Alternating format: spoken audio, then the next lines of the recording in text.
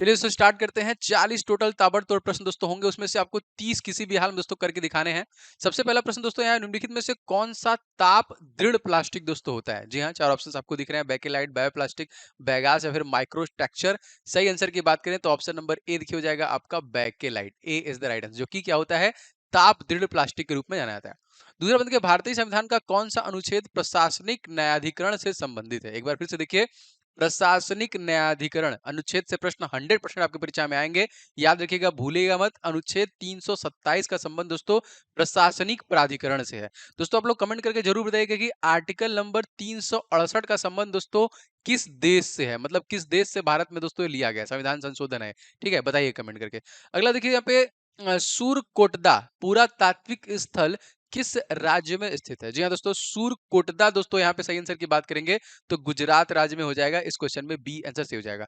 दोस्तों बहुत सारे एग्जामिनेशन में प्रश्न आते हैं गुजरात से संबंधित भी। जैसे अगर आपसे पूछा जाएगा एशियाटिक लायन के लिए फेमस राज्य दोस्तों कौन सा है? जी हाँ दोस्तों, गिर नेशनल पार्क जो कि राजस्थान में है, याद रखेंगे। ठीक है, चलिए आगे देखते हैं। चौथा क्वेश्चन देखिए, 1905 में सर्वेंट ऑफ इंडिया सोसाइटी की स्थापना किसके द्वारा किया गया था? 100% दोस्तों प्रश्न आता है ये। तो सर्वेंट ऑफ इंडिया दोस्तों सोसाइटी की स्थापना गोपाल कृष्ण गोखले के द्वारा किया गया था। Option number D is the right answer. ठीक है, याद रखिएगा। अगला क्वेश्चन देखते हैं। ओलंपिक में व्यक्तिगत स्वर्ण पदक जीतने वाला एकमात्र भारतीय दोस्तों यहाँ पे इन सभी ऑप्शनों में से कौन है? वैसे तो एक और हो चुका है। सही आंसर की बात करें तो अभिनव बिंद्रा थे दोस्तों जो व्यक्तिगत स्वर्ण पदक जीते, लेकिन दोस्तों अब एक और व्यक्तिगत जो नाम आ गया दोस्तों वो है दोस्तों नीरज चोपड़ा। मतलब एक ये जीते हैं, एक नीरज चोपड़ा, और 8 जो है इंडियन हॉकी टीम। तो अब तक हम लोगों ने 10 गोल्ड मेडल ही टोटल जीता है। अब तक के इतिहास में भारत ने 10 गोल्ड मेडल ही दोस्तों ओलंपिक में जीता है, जिसमें एक अभिनव बिंद्रा, एक नीरज चोपड़ा और 8 इंडियन हॉकी टीम।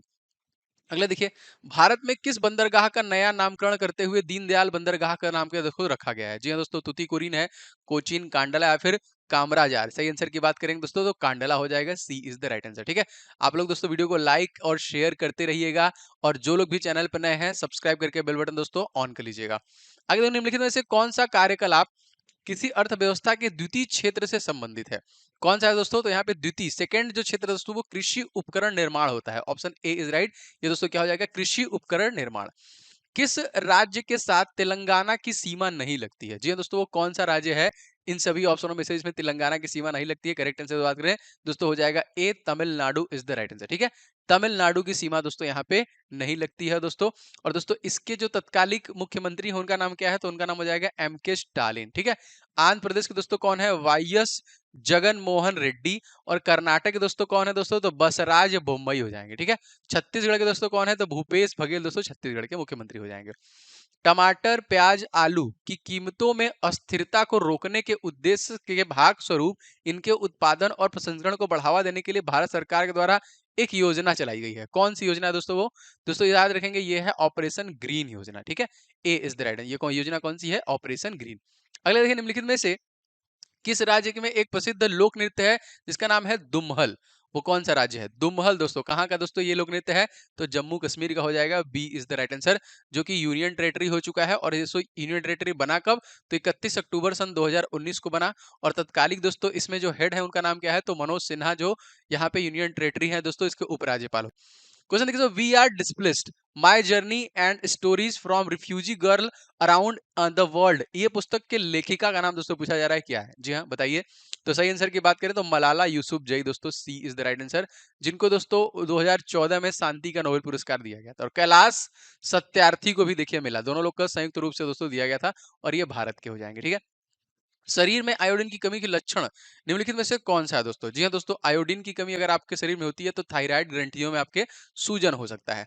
क्वेश्चन देखिए दोस्तों, आईसीएआर केंद्रीय आलू अनुसंधान संस्थान सीपीआरआई ये कहाँ पे स्थित दोस्तों?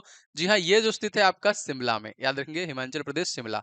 और तत्कालिक दोस्तों यहाँ के जो सीएम है दोस्तों वो कौन है? तो उनका नाम हो जाएगा सुखविंदर सिंह सुक्खू। ठीक है, सुखविंदर सिंह सुक्खू। यूनाइटेड स्टेट का राष्ट्रीय खेल दोस्तों कौन सा है? ये हमसे प्रश्न पूछा जा रहा है। तो यूनाइटेड स्टेट का दोस्तों राष्ट्रीय खेल हो जाएगा बेसबॉल। ठीक है, B is the right answer. अच्छा आप लोग कमेंट करके बताइए, जो टेबल टेनिस है दोस्तों ये किस राज्य का जो कि राष्ट्रीय खेल है? जल चक्र को दोस्तों क्या कहा जाता है? जी हाँ दोस्तों, जल चक्र दोस्तों हम लोग क्या कहते हैं?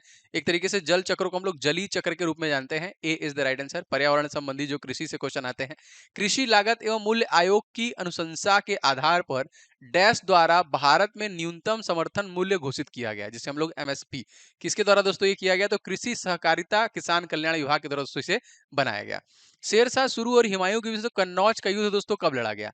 जी हाँ दोस्तों, शेरशाह सूरी और हुमायूं के बीच में कन्नौज का युद्ध लड़ा गया था सन 1540 में। ठीक है, याद रखेंगे। चलिए दोस्तों, कमेंट करके बताइए आप लोग की, बहुत इंपॉर्टेंट और काफी बार दोस्तों आपके एग्जामिनेशन में पूछा गया है कि 1526 में दोस्तों कौन सा युद्ध लड़ा गया था? 1526 में सुभाष चंद्र बोस को 1938 में कांग्रेसी अधिवेशन का अध्यक्ष चुना गया था। कहाँ का वो कांग्रेसी अधिवेशन था?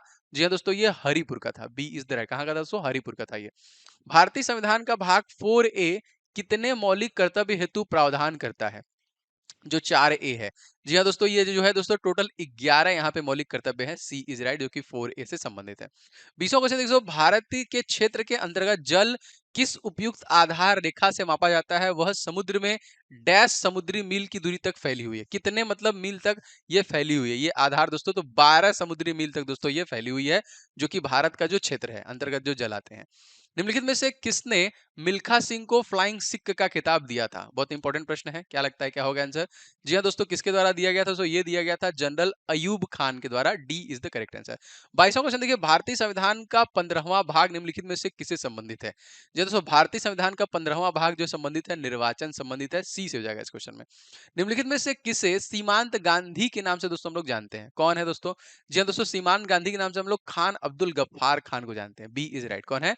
खान अब्दुल गफ्फार खान। कमेंट करके बताइए दोस्तों, भगत सिंह को, शहीद भगत सिंह को फांसी जो दी गई थी सो कब दी गई थी? बहुत इंपॉर्टेंट है, बताइएगा। 1939 में फॉरवर्ड ब्लॉक की स्थापना दोस्तों किसके द्वारा किया गया था? जी हाँ दोस्तों, ये किया गया था सुभाष चंद्र बोस के द्वारा ही। और इनके जन्म दिवस मतलब 23 जनवरी को दोस्तों हम लोग कौन सा दिवस मनाते हैं? दोस्तों हम लोग मनाते हैं पराक्रम दिवस। तो फॉरवर्ड ब्लॉक की स्थापना किसके द्वारा किया गया था? तो सुभाष चंद्र बोस के द्वारा ही किया गया था। प्रस्तावना के अनुसार आरबीआई में डैश से अधिक डिप्टी गवर्नर नहीं हो सकते। तो प्रियम्बल्स के यहाँ पे सही, यहाँ पे आंसर हो जाएगा 4 से ज्यादा दोस्तों यहाँ पे नहीं हो सकते हैं रिजर्व बैंक ऑफ इंडिया के। और तत्कालिक दोस्तों अगर इसके गवर्नर की बात की जाए, जो कि 25वें गवर्नर है दोस्तों, उनका नाम क्या है? तो वो है दोस्तों शक्तिकांत दास। ठीक है, याद रखिएगा। सारे जहां से अच्छा हिंदोसिता हमारा, इसके लेखक दोस्तों कौन है? जी हाँ दोस्तों, ये है Mohammad Iqbal. Option number B. इन सभी ऑप्शनों में से कमेंट करके बताइए, जन गण मन किसके द्वारा लिखा गया है? बहुत आसान है, जरूर बताइएगा। सबसे पहले दोस्तों 1913 में इन्हीं को ही भारत की तरफ से नोबेल पुरस्कार दिया गया था। किसके लिए? गीतांजलि के लिए दोस्तों इनको नोबेल पुरस्कार मिला था। क्वेश्चन देखिए, ओणम का पर्व प्रमुख रूप से किस राज्य में मनाया जाता है? दोस्तों ओणम जो है दोस्तों केरल राज्य में मनाया जाता है। C is right. और यहाँ के दोस्तों जो तत्कालिक सीएम है, उनका नाम हो जाएगा पीनाराई विजयन। अगला क्वेश्चन देखिए, भारत सरकार के आयुष्मान भारत योजना के अंतर्गत एक परिवार को कितना वार्षिक स्वास्थ्य कवर दिया गया है? मतलब ये जो आयुष्मान भारत योजना है, तो कितना दोस्तों वार्षिक कवर दिया गया है? तो 5 लाख का दोस्तों वार्षिक कवर दिया गया है आयुष्मान भारत योजना के तहत। तो सी से हो जाएगा यहाँ पे। निम्नलिखित में से कौन सा राज्य नीति निर्देशक सिद्धांत है दोस्तों? कौन सा राज्य यहाँ पे पूछा जा रहा है? तो सही आंसर की बात करें तो ग्राम पंचायतों का गठन दोस्तों ये नीति निर्देशक सिद्धांत के अंतर्गत आता है। एग्जाम क्वेश्चन, संगीतकार तुलसीदास बोरकर को का संबंध किस वाद्य यंत्र से है? तुलसीदास बोरकर हैं, इनका संबंध किस वाद्य से है?